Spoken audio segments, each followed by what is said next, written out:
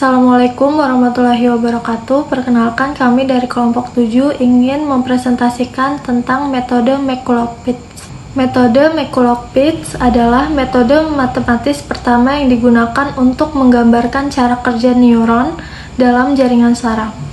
Dikembangkan oleh Warren McCulloch dan Walter Pitts pada tahun 1943, model ini memberikan dasar bagi perkembangan lebih lanjut dalam kecerdasan buatan dan jaringan saraf tiruan. Konsep dasar 1. Neuron model McCulloch-Pitts berfungsi sebagai elemen logika yang menerima input dan menghasilkan output berdasarkan fungsi, aktivasi, atau threshold. 2. Input yang diterima oleh neuron diberi bobot, kemudian dijumlahkan. Jika hasil jumlah tersebut melebihi ambang batas atau threshold, neuron akan mengeluarkan output 1. Jika tidak, outputnya adalah 0. Berikut komponen model McCulloch-Pitts. 1. Input. Sinyal yang diberikan oleh neuron bisa berupa 0 atau 1. 2. Bobot. Setiap input diberikan bobot untuk menentukan seberapa besar pengaruhnya terhadap output neuron. 3. Fungsi aktivasi. Fungsi untuk menentukan output berdasarkan jumlah total input yang diberikan bobot. Jika jumlahnya lebih besar dari ambang batas atau threshold, output adalah 1. Jika lebih kecil, output adalah 0. Proses kerja neuron McCulloch-Pitts. 1. Input X1 dan X2 diterima oleh neuron. Kedua, setiap input dikalikan dengan bobotnya masing-masing W1, W2, dan W seterusnya. 3. Jika hasil perkalian dijumlahkan, sum sama dengan dalam kurung X1 kali W1 tutup kurung tambah buka kurung X2 kali W2 tutup kurung ditambah X kali W seterusnya. 4. Jika jumlah total lebih besar atau sama dengan ambang batas, neuron mengeluarkan output 1. Jika tidak, outputnya adalah 0. Metode McCulloch-Pitts. Studi kasus NOR. Tabel kebenaran NOR. Operasi logika NOR menghasilkan output 1 hanya jika semua inputnya 0. Jika ada 1 atau lebih input yang 1, maka outputnya 0. Langkah pertama, menentukan bobot dan ambang batas. Dalam model McCulloch-Pitts, kita menentukan bobot untuk setiap input dan ambang batas atau threshold untuk menentukan apakah neuron akan mengeluarkan output 1 atau 0. 1. Bobot untuk input A adalah minus 1. 2. Bobot untuk input B adalah minus 1. 3. Ambang batas atau threshold adalah minus 0,5. Langkah kedua, perhitungan untuk setiap kombinasi input. Formula perhitungan.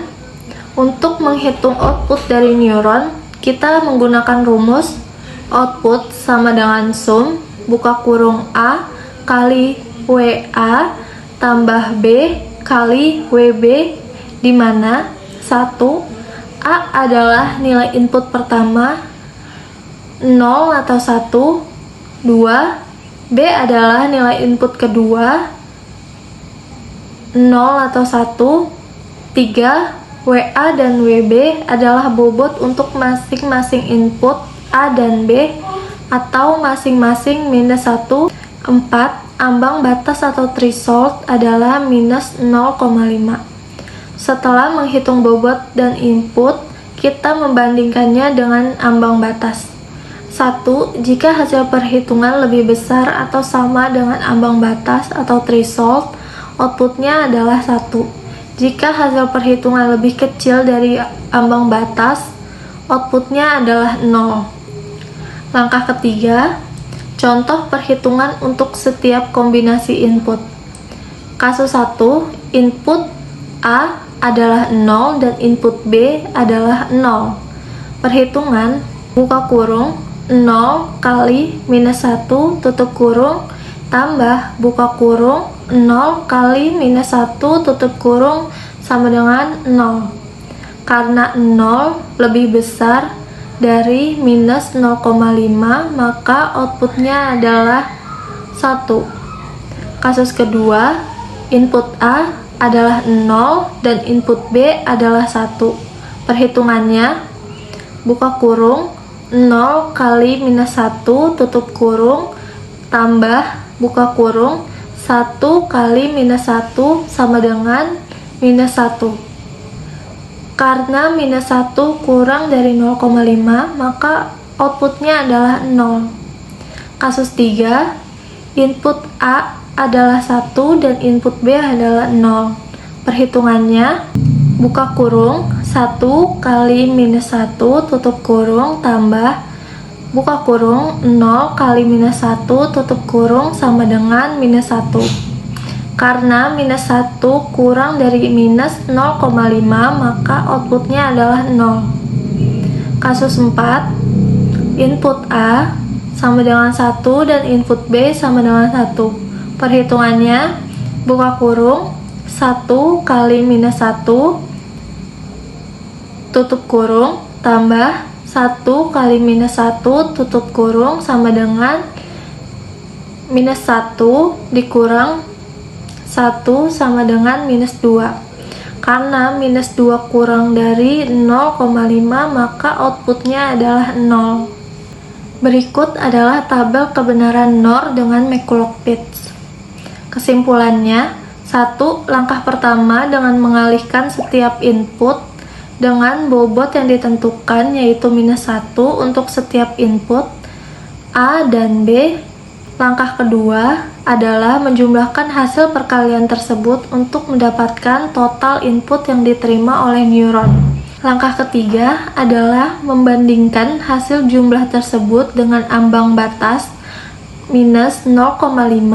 Jika hasil jumlah lebih besar atau sama dengan ambang batas, output adalah 1. Jika kurang dari ambang batas, output adalah 0.